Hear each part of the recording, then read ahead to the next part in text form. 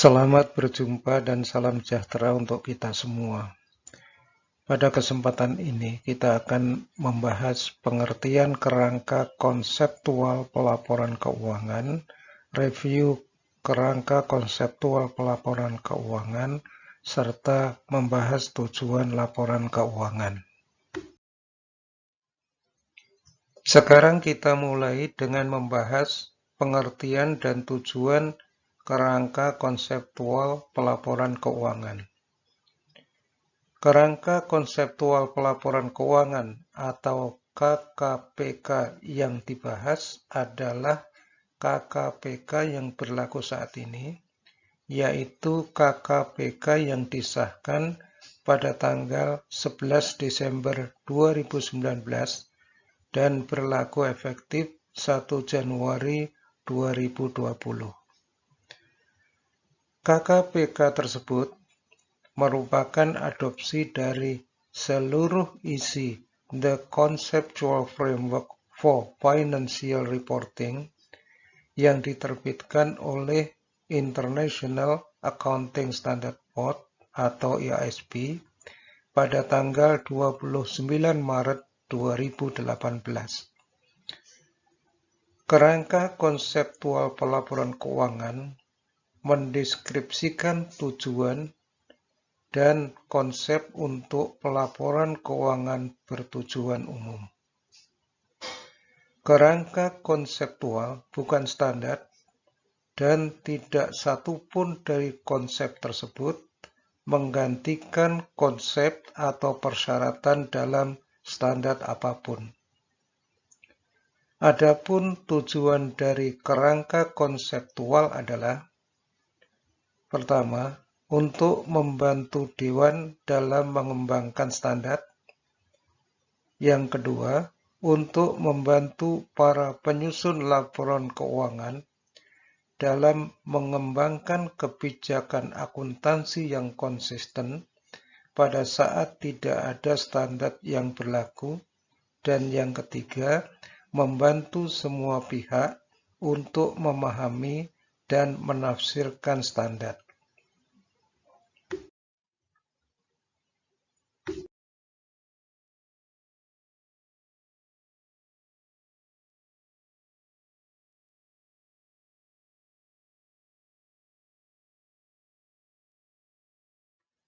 Struktur kerangka konseptual pelaporan keuangan atau KKPK dapat dijelaskan sebagai berikut. Menurut Kiso, konsep-konsep ini dapat dikelompokkan menjadi 3 level, yaitu level pertama, level kedua, level ketiga. Level pertama adalah konsep tujuan dari pelaporan keuangan. Level kedua adalah karakteristik kualitatif laporan keuangan dan elemen laporan keuangan, yaitu aset, liabilities, equity, dan seterusnya. Kemudian level ketiga meliputi konsep pengakuan, pengukuran, dan pengungkapan yang digunakan untuk menyusun dan menerapkan standar akuntansi dan konsep tertentu untuk implementasi tujuan pelaporan keuangan tersebut. Tujuan pelaporan keuangan merupakan dasar dari kerangka dasar ini, dan konsep yang lain mengalir secara logis dari tujuan pelaporan keuangan. Konsep-konsep tersebut membantu menjamin pelaporan keuangan mencapai tujuannya. Sekarang kita teliti lebih dalam ketiga level konsep tersebut. Seperti tampak pada layar, KKPK terdiri dari 3 level. Level pertama adalah tujuan pelaporan keuangan, yaitu untuk menyediakan informasi keuangan.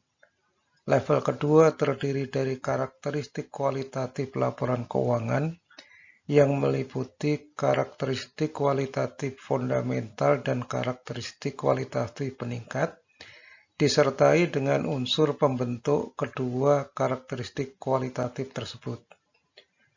Pada level kedua juga terdapat elemen laporan keuangan, yang meliputi aset, liabilitas, equity, income, dan expense atau beban. Sementara itu, level ketiga meliputi konsep yang terkait implementasinya yang memuat konsep pengakuan, pengukuran, penyajian, dan pengungkapan, asumsi-asumsi, prinsip-prinsip, serta kendala untuk mencapai tujuan. Dari penjelasan yang sudah kita bahas, hubungan tujuan akuntansi dengan karakteristik kualitatif dan elemen laporan keuangan, serta konsep lainnya adalah laporan keuangan memiliki tujuan menyediakan informasi yang berguna bagi sejumlah besar pengguna dalam pengambilan keputusan. Agar tujuan tercapai, informasi dalam laporan keuangan harus memiliki elemen dan memiliki kualitas tertentu, serta diimplementasikan dengan konsep pengakuan, pengukuran, penyajian dan pengungkapan, serta konsep yang mendeskripsikan lingkungan, yaitu asumsi-asumsi, prinsip-prinsip, serta kendala yang dihadapi. Karakteristik kualitatif merupakan ciri khas yang membuat informasi dalam laporan keuangan berguna bagi pengguna. Bagian berikut akan membahas konsep tujuan pelaporan keuangan, konsep karakteristik kualitatif, dan elemen laporan keuangan, serta konsep pengakuan, pengukuran, konsep pengungkapan, serta konsep lainnya seperti asumsi dasar, serta constraint dalam penyajian laporan keuangan. Tujuan pelaporan keuangan bertujuan umum adalah untuk menyediakan informasi keuangan tentang entitas pelapor yang berguna untuk investor saat ini dan investor potensial, pemberi pinjaman, dan kreditor lainnya dalam membuat keputusan tentang penyediaan sumber daya kepada entitas. Keputusan tersebut termasuk keputusan mengenai pembelian, penjualan, atau pemilikan instrumen ekuitas dan instrumen utang, penyediaan atau penyelesaian pinjaman, dan bentuk kredit lainnya. Menggunakan hak untuk memilih atau memengaruhi tindakan manajemen yang memengaruhi penggunaan sumber daya ekonomik entitas. Di samping tujuan di atas, dalam kerangka konseptual pelaporan keuangan juga menekankan pentingnya memberikan informasi yang diperlukan untuk menilai penatagunaan oleh manajemen atas sumber daya entitas. Sekian dan terima kasih.